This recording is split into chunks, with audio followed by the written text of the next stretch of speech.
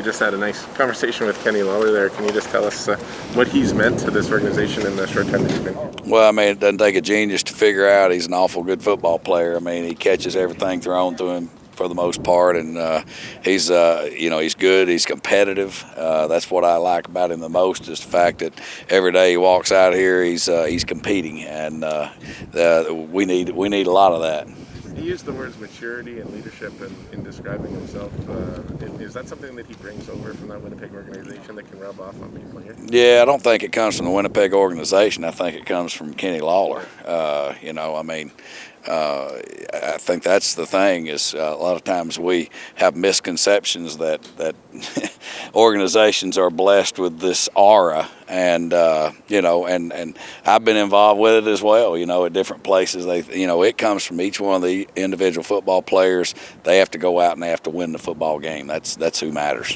Why was it important for us to get Kenny Lawler, to spend that money on him for a guy that, Winnipeg offered him less, but obviously he's a valuable player? I'm just wondering why the investment was so important. Well, we've played 4 quarterbacks, and before the season we didn't know who our starting quarterback was, so it was important for me to get as many people lined up around our quarterback, whoever that person would have been, that is the best that we could put out there. And we did our best to go out and try to get the best guy in the league. What about Kenny? Is it the way he goes? Because he's a threat in so many different ways. He gets after the ball. He's physical. What was it that stood out for you? I think the thing that you mentioned last, the physicality of his game. I mean, he's very tough to cover. I mean, he's not going to be the fastest guy in the league, but he consistently gets behind the coverage and he catches the football. His physicality and the ability to finish plays, I think, is his biggest attribute.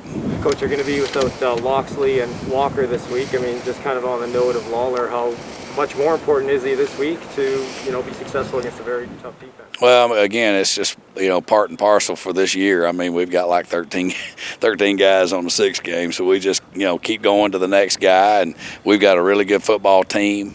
We've got a bunch of individuals that make up very important parts of what we do, and I really like our locker room. So they're just going to keep on trying to keep getting better week in, week out. Taylor's coming off a solid performance in his first appearance this week. What have you talked to him about, or what's the focus for him this week going against, statistically the best defense in the league? Yeah, I mean, again, they're a good defense, but there's a lot of good defenses in this league as well. I mean, he's a pro. He played a lot of football last year. He played at big time level in college football in the States, and it's just a matter of him going out and making sure he protects the football. I'm sure you wouldn't want the deficit you had in the fourth quarter last, but to see your guys rally back, do you feel like that can build momentum for you? Are you a momentum guy from week to week, or do you feel like it'd be great to not put yourself in such a hole like we did in Hamilton and like we did in Montreal, but at the same time to have to be on a short week playing against a team coming off of a bye both times. I like the fact that we were able to be resilient and do enough to win the game.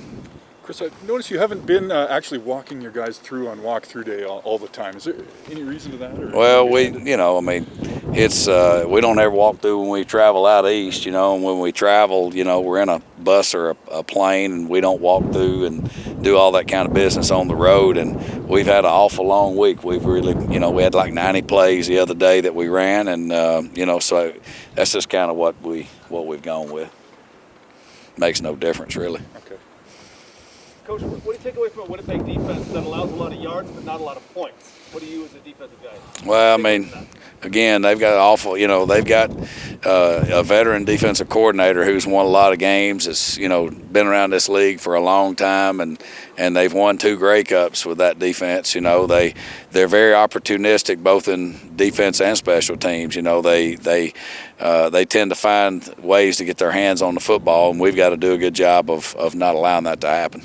Coach, just one more for me. Malik Irons, you guys brought in this past week. He's going to be on the field this week. What have you seen from him over his time in Hamilton? What that caused you to give him the start here? Well, I was impressed with him way back when he was at Ohio. I mean, he was a very productive player in college, and his average yards per carry, and he can play a couple of special teams for you, so he brings a lot of value.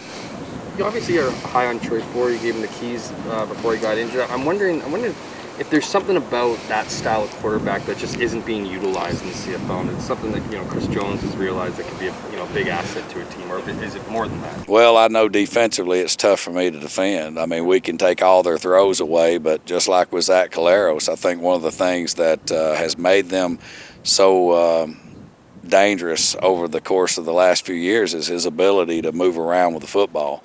When we brought him to Sask, years ago, I mean, that was the thing. It was his ability to be a playmaker.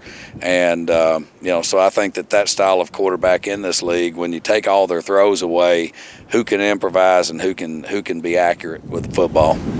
On Zach, I mean, you had him, like you said, years ago.